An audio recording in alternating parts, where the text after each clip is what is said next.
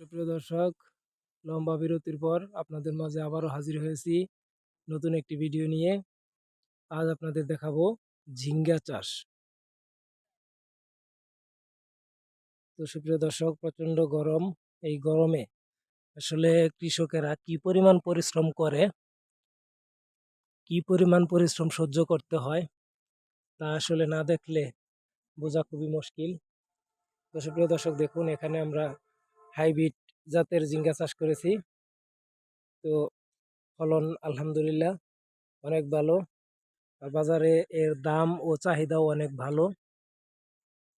তো দেখুন, আমরা ঝিঙ্গা গাছগুলো লাগিয়েছি 5 ফিট পর পর একটি করে গাছ দিয়েছি।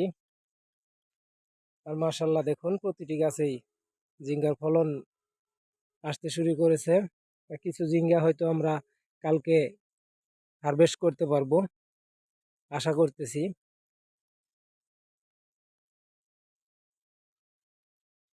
দেখুন কি পরিমাণ ঝিঙ্গা ধরেছে, মাশাআল্লাহ। আসলে এই গাছগুলো এখনো পুরোপুরিভাবে পরিপক্ক হয়ে সারেনি। দেখুন, আমরা এখানে জাংলাতে সুতা সুতা এবং তার ব্যবহার করেছি, জিআই তার। দেখুন, এই গাছগুলো যখন পুরোপুরিভাবে বয়স হবে তখন পুরো জাংলা একদম ছেয়ে যাবে।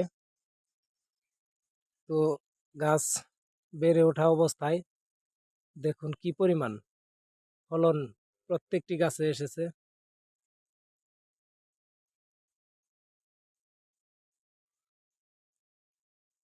যদি লক্ষ্য করেন যে এই ঝিঙ্গাটি আমরা কালকে বাজারজাত করতে পারবো, কালকে উঠিয়ে ফেলবো। এই ঝিঙ্গাটি একদম হৃষ্টপুষ্ট হয়ে উঠছে। এদিকে যদি লক্ষ্য করেন, আরো এই যে এদিকে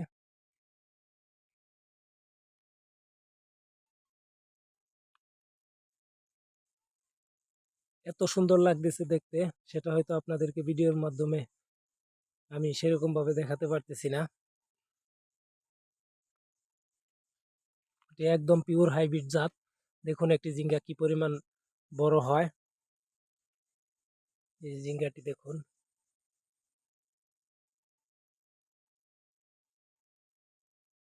প্রায় 1 ফিট লম্বা।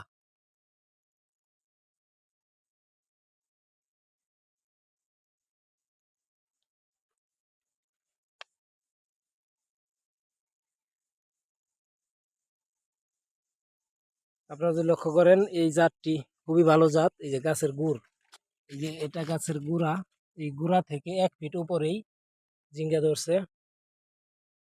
আমরা অবশ্যই প্রত্যেকটি গাছের গোড়া থেকে আরো কিছু ঝিঙ্গা হারভেস্ট করেছি। তো সুপ্রিয় দর্শক, যারা আমার এই ভিডিওটি দেখছেন, যদি ভালো লেগে থাকে অবশ্যই লাইক, কমেন্ট এন্ড শেয়ার করে দিবেন। আপনি যদি আমার চ্যানেলে নতুন হয়ে থাকেন, চ্যানেলটি সাবস্ক্রাইব করে পাশে থাকা বেল আইকনে ক্লিক করে দিবেন। আর যদি আমার চ্যানেলে সাবস্ক্রাইবার হয়ে থাকেন, তাহলে অসংখ্য অসংখ্য ধন্যবাদ।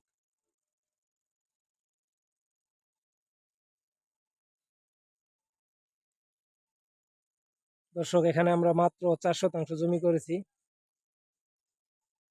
তো দেখুন, পুরো জমিটিতেই আসলে কৃষি কাজ করতে গেলে, কৃষি ফসল ফলাতে গেলে জমি থেকে আগাছা নির্মূল সেটি একটি বড় বিষয়। আগাছা যদি নির্মূল করেন, আর বিশেষ করে যদি জৈব সার প্রয়োগ করতে পারেন, তাহলে অবশ্যই কৃষি খাত থেকে সফলতা পাওয়া সম্ভব। তো সুপ্রিয় দর্শক, দেখুন আগাছা নেই বললেই চলে, দু একটা আগাছা আছে। আর এই আগাছাগুলো নির্মূল করে রাখতে হবে, তাহলে যে সারগুলো দিবেন বা যে সারগুলো থাকবে সেই সারগুলো সরাসরি গাছে টেনে নিতে পারবে। তো সুপ্রিয় দর্শক, দেখুন কি পরিমাণ ঝিঙ্গা গাছে ধরে আছে।